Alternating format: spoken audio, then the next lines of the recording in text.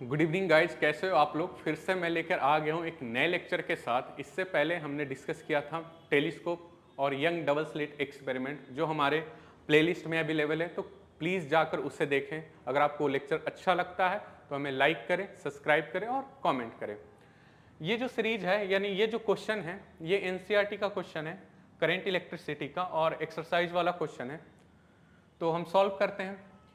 एक चीज़ मैं आपको बताना चाहता हूँ, कोई सा भी फिजिक्स का क्वेश्चन सॉल्व करने से पहले आप गिवन लिखें कि क्वेश्चन में क्या क्या दिया गया है। गिवन लिखने से ये होगा कि आपको डायरेक्ट ना फॉर्मूला स्ट्राइक करेगा माइंड में, गिवन के अकॉर्डिंग डायरेक्ट फॉर्मूला स्ट्राइक करेगा, तो आपको सॉल्व करने में आसानी होगी। तो पढ़ते हैं question. The storage battery of an car has EMF 12 volt. EMF आपका दिया गया है 12 वोल्ट है। If the internal resistance of the battery is 0.4 ohm. Internal resistance आपका दिया गया है 0.4 ओम दिया गया। What is the maximum current can be drawn. तो पहले हम बनाते हैं। ये हमारा बैटरी है, इस बैटरी का ये इंटरनल रेसिस्टेंस और ये ईएमएफ है, ठीक है। और ये कह रहा है मैक्सिमम करंट। किसी बैटरी से मैक्सिमम करंट कब ड्रॉन होगा, एक सोचने वाली बात है। बैटरी से मैक्सिमम करंट तभी ड्रॉन होगा जब उस बैटरी में कोई सा भी एक्सटर्नल रेसिस्टेंस कनेक्टेड नहीं होगा। यानी ये बैटरी ना बाबू, ये बैटरी शॉर्ट सर्किट में रहेगा, ठीक है। अब जैसे कोई एक्सटर्नल रेसिस्टेंस अगर यहाँ हम कनेक्ट कर देते हैं, मान लो कोई रेसिस्टेंस यहाँ कनेक्ट किए, जैसे रेसिस्टेंस कनेक्ट करेंगे तो इसका ईएमएफ कुछ ये ड्रॉन कर लेगा, कुछ पोटेंशियल यहाँ ड्रॉप हो जाएगा, और जैसे पोटेंशियल ड्रॉप होगा तो करंट कम हो जाएगा, करंट कम होगा तो मैक्सिमम करंट नहीं होगा। तो यानी जहां मैक्सिमम करंट पूछ रहा है तो बैटरी के चुपचाप आप शॉर्ट सर्किट में लगा दोगे, यानी यहां पर कोई भी एक्सटर्नल रेसिस्टेंस आपका नहीं होगा, ठीक है। और करंट यहां से बाहर निकलेगा, यानी ये डिस्चार्जिंग बैटरी है, ये आपका बैटरी हो गया, ये डिस्चार्जिंग बैटरी है। तो किरचॉफ्स लॉ लगाओ। किरचॉफ्स लॉ लगाओगे तो माइनस आई आर, यहां से ऐसे चलो, minus I R plus E equal to 0।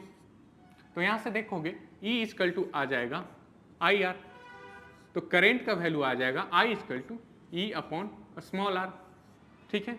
ई का वैल्यू गिवन है आपका, देखो ई का वैल्यू कितना दिया गया, 12 वोल्ट, 12 वोल्ट। इंटरनल रेसिस्टेंस आपका दिया गया 0.4 ओम, तो यहाँ पर 0.4 ओम, ये आपका करंट बाहर निकल के आएगा, तो करंट इक्वल टू आ जाएगा, इसको आप कट करोगे 30 टाइम में कट होगा, तो current equal to I equal to 30 ampere, ये आंसर हो जाएगा। इस क्वेश्चन से यही आपको सीखने को मिलता है कि जहां आपका मैक्सिमम करंट का है तो आपका एक्सटर्नल रेसिस्टेंस कुछ नहीं ज्वाइन करना, कुछ नहीं ऐड करना है, चुपचाप शॉर्ट सर्किट कर देना है। अगला क्वेश्चन आते हैं। गिवन है आपका, गिवन क्या क्या है, given if battery of EMF 10 volt, EMF आपका दिया गया है 10 वोल्ट है, ठीक है। And internal resistance 3 ohm, internal resistance आपका 3 ओम है, okay. Is connected to a resistor, ये बैटरी जो है एक रेसिस्टर से कनेक्ट किया गया है। मान लिया ये आपका बैटरी है, ये बैटरी है, बैटरी जो है ये रेसिस्टर से आपका कनेक्टेड है, ये आपका रेसिस्टर है, इस रेसिस्टर से एक बैटरी कनेक्टेड है, और ये आपका ये बैटरी हो गया। इस बैटरी का ईएमएफ ये है और इंटरनल रेसिस्टेंस ये है, ठीक है। If the current in the circuit is 0.5 ampere, current आपका है 0.5 एम्पियर का करेंट है, ठीक है। What is the resistance of the resistor, resistor का रेसिस्टेंस कितना होगा, ठीक है। इस रेसिस्टर का हमारा रेसिस्टेंस मान लिया आर है, ठीक है। अब देखो यहाँ रेसिस्टर लगाया गया है, इसका कुछ रेसिस्टेंस है, तो यहाँ पर हम लोग मैक्सिमम करंट की बात नहीं करेंगे। 0.5 एम्पियर इस बैटरी का मैक्सिमम करंट नहीं होगा। अगर रेसिस्टर नहीं रहता तो इस बैटरी का मैक्सिमम करंट होता। ये चीज़ें समझ में आई, पहले क्वेश्चन में ही आपको ये चीज़ बता चुका हूँ, ठीक है। और दूसरा क्या पूछ रहा है, टर्मिनल वोल्टेज पूछ रहा है। अब टर्मिनल वोल्टेज क्या होता है, तो बैटरी के टर्मिनल पर, ये हमारा बैटरी है, ये बैटरी है, इस बैटरी का टर्मिनल एक ये है पॉइंट ए और दूसरा टर्मिनल है पॉइंट बी। तो अगर बैटरी का इस टर्मिनल का पोटेंशियल डिफरेंस हम निकालेंगे, ये बैटरी है, बैटरी का टर्मिनल ए और ये बी, अगर इन दोनों का यानी VA माइनस VB करें, अगर VA माइनस VB करें तो हमारा जो निकल के आएगा वो टर्मिनल पोटेंशियल डिफरेंस होगा। VA माइनस VB को ही हम लोग कहते हैं टर्मिनल पोटेंशियल डिफरेंस। तो दूसरा हमको VA माइनस VB पूछ रहा है, ठीक है, और पहला क्वेश्चन में एक्सटर्नल रेसिस्टेंस पूछ रहा है, ठीक है। इतना कॉन्सेप्ट क्लियर हुआ क्वेश्चन के अकॉर्डिंग, निकालो। तो एक्सटर्नल रेसिस्टेंस निकालने के लिए आप सिंपल सा फॉर्मूला जानते हो, I equal to E by R plus small R. Small R internal resistance हुआ, कैपिटल आर आपका एक्सटर्नल रेसिस्टेंस हो गया, ठीक है। तो I का वैल्यू आपका दिया गया है 0.5 एम्पियर। क्या ये मैक्सिमम करंट है? नहीं सर, ये मैक्सिमम करंट नहीं है, क्योंकि बाहर एक्सटर्नल रेसिस्टेंस लगा हुआ है। E का वैल्यू कितना दिया गया है? 10 वोल्ट। और रेसिस्टेंस आपका कितना दिया गया है? नहीं पता है ये।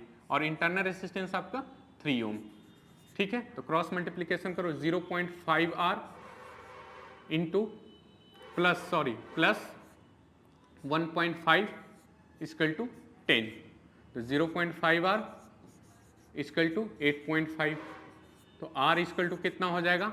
8.5 डिवाइडेड बाई 0.5, यानी आर का वैल्यू आ जाएगा, आप इसको कट करोगे तो 17 टाइम्स, तो आर का वैल्यू आपका 17 ओम आ गया। तो ये तो आपका एक्सटर्नल रेसिस्टेंस आ गया आपका 17 ओम। दूसरा पूछ रहा है टर्मिनल पोटेंशियल डिफरेंस यानी VA माइनस VB। तो अब ये डिस्चार्जिंग सेल है, करंट बाहर निकल रहा है सेल से, तो ये डिस्चार्जिंग सेल है। तो डिस्चार्जिंग सेल के केस में हमने आपको बताया है कि टर्मिनल पोटेंशियल डिफरेंस जो होता है डिस्चार्जिंग सेल के केस में E माइनस आई आर होता है, ठीक है। अगर आपको ये चीज फॉर्मूला ये नहीं याद है तो आप क्रिचॉफ्स लॉ से भी निकाल सकते हो। चलो यहाँ से इस साइड से चलो, यहाँ से ऐसे चलो, यहाँ से ऐसे चलो, तो क्या हो सकता है? क्रिचॉफ्स लॉ लगाओ, VB करंट के डायरेक्शन में जा रहे हैं तो minus I R plus E equal to VA। तो क्या हो जाएगा? VA minus VB equal to E minus I R. यहां से भी आपको terminal potential difference VA minus VB निकल के आया, ठीक है। E का वैल्यू आपका गिवन है, कितना है? 10 वोल्ट। करंट का वैल्यू आपका दिया गया है 0.5 एम्पियर, और आपका इंटरनल रेसिस्टेंस दिया गया है आपका कितना? 3 ओम। तो निकालो। तो टर्मिनल पोटेंशियल डिफरेंस कितना हो जाएगा आपका? 10 माइनस 1.5 यानी हो जाएगा 8.5 वोल्ट, ठीक है। तो एक तो terminal potential difference 8.5 volt and external resistance हो गया आपका 17 ओम, ठीक है। अगला क्वेश्चन बताने से पहले आपको एक चीज बताते हैं, जो रेसिस्टेंस और टेम्परेचर में रिलेशन बताते हैं। तो RT equal to R naught 1 plus alpha delta T, ठीक है, या RT equal to R naught 1 plus alpha T minus T naught, ठीक है, ओके। T नोट क्या है? T नोट को हम लोग कहते हैं रेफरेंस टेम्परेचर। ये रेफरेंस टेम्परेचर या तो आपको क्वेश्चन में दिया गया रहेगा, अगर दिया हुआ है तो रेफरेंस टेम्परेचर आपको 27 डिग्री सेल्सियस दिया हुआ रहेगा क्वेश्चन में, इसको रूम टेम्परेचर भी कहते हैं। अगर क्वेश्चन में नहीं दिया है, T नोट का वैल्यू नहीं दिया है, तो आप लोग नो डाउट T नोट का वैल्यू 0 डिग्री सेल्सियस मानोगे। अगर क्वेश्चन में दिया है तो अच्छी बात है 27 रूम टेम्परेचर, अगर क्वेश्चन में नहीं दिया है तो आप 0 डिग्री सेल्सियस मानोगे। R नोट क्या है? R नोट ऐसा रेसिस्टेंस है जो टेम्परेचर T नोट पे है, और RT क्या है? RT ऐसा रेसिस्टेंस जो टेम्परेचर T पर है, और अल्फा क्या है? अल्फा है आपका temperature coefficient, TC temperature coefficient, ठीक है। ये आपको इस क्वेश्चन को सॉल्व करने से पहले इतनी जानकारी आपको होनी चाहिए। अब आते हैं क्वेश्चन में। क्वेश्चन में कह रहा है एट रूम टेम्परेचर, यानी टी नोट का वैल्यू दिया गया है। टी नोट का वैल्यू दिया है 27 डिग्री सेल्सियस, ठीक है। The resistance of heating element is 100 ओम। तो टी नोट पे जो रेसिस्टेंस होता है उसको हम लोग क्या कहते हैं, आर नोट, यानी आर नोट का वैल्यू कितना दिया गया है, 100 ओम दिया गया है। चलो ठीक है। What is the temperature of the element, temperature पूछ रहा है क्या होगा, ठीक है। If the resistance is found to be 117 ohm, इस टेम्परेचर पे जो रेसिस्टेंस पाया गया है इस टेम्परेचर पे वो 117 ओम है, ठीक है। एंड टेम्परेचर कोफिशिएंट आपका दिया गया है, कितना दिया गया, 1.7 इंटू 10⁻⁻⁴।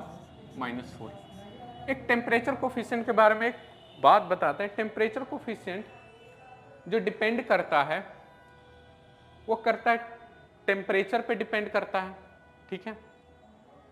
और दूसरा ये नेचर ऑफ मटेरियल पे डिपेंड करता है, ठीक है। टेम्परेचर कोफिशिएंट टेम्परेचर पे एंड नेचर ऑफ मटेरियल पे डिपेंड करता है। तो लगाओ formula, R T equal to R naught 1 plus alpha T minus T naught, ठीक है। ओके, आर टी का वैल्यू हमको दिया गया है 117, आर नोट का वैल्यू हमको दिया गया है 100, ठीक है।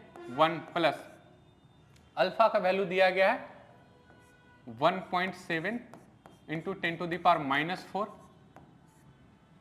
और हमको टी का वैल्यू निकालना है और टी नोट दिया गया है 27, ठीक है। ओके, इसको नीचे ले आओ, 117 divided by 100 equal to 1 plus 1.7 into 10⁻⁻⁴ T minus 27। Okay, इसको हम लोग लिख सकते हैं 1.17, ठीक है। इसको एक स्टेप यहाँ लिख दो, इसको ऐसे हम लोग लिख सकते हैं 1.17, ठीक है। तो 1.17 और ये 1 इधर माइनस हो जाएगा, -1 इक्वल टू हो जाएगा 1.7 इंटू 10⁻⁻⁴ और हो जाएगा टी माइनस 27, ठीक है। यहाँ पर आ जाते हैं, इसको नोट डाउन कर लिए हो, okay.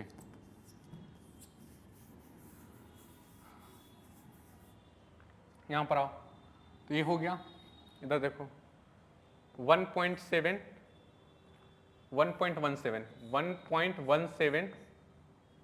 Minus 1 equal to 1.7 into 10⁻⁻⁴ और ये टी माइनस 27, इतना है।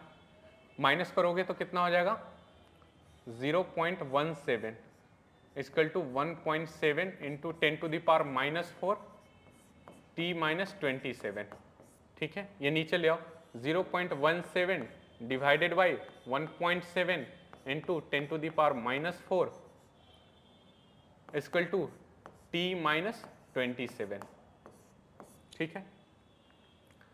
पॉइंट हटेगा तो नीचे 100 आएगा, ये पॉइंट हटेगा तो ऊपर 10 आएगा, ठीक है। तो 17 से 17 गया, एक 0 से एक 0 गया, तो कितना आ गया, 1 बाई नीचे 10⁻⁻³ हो जाएगा, ये 10 और ये 10⁻⁻⁴ यानी 10⁻³ हो जाएगा, ठीक है। इक्वल टू टी माइनस 27, ऊपर जाएगा तो 10⁻³ यानी 1000 माइनस माइनस इधर प्लस हो जाएगा, ये 27 इक्वल टू टी। तो टी का वैल्यू आपका कितना आ जाएगा, 1027 सेंटीग्रेड। तो आपको टेम्परेचर 1027 पे आपका रेसिस्टेंस 117 होगा, ठीक है। तो थैंक यू सो मच देखने के लिए हमारा वीडियो। तो हमारे चैनल को लाइक करें और सब्सक्राइब करें एंड ऑल द बेस्ट।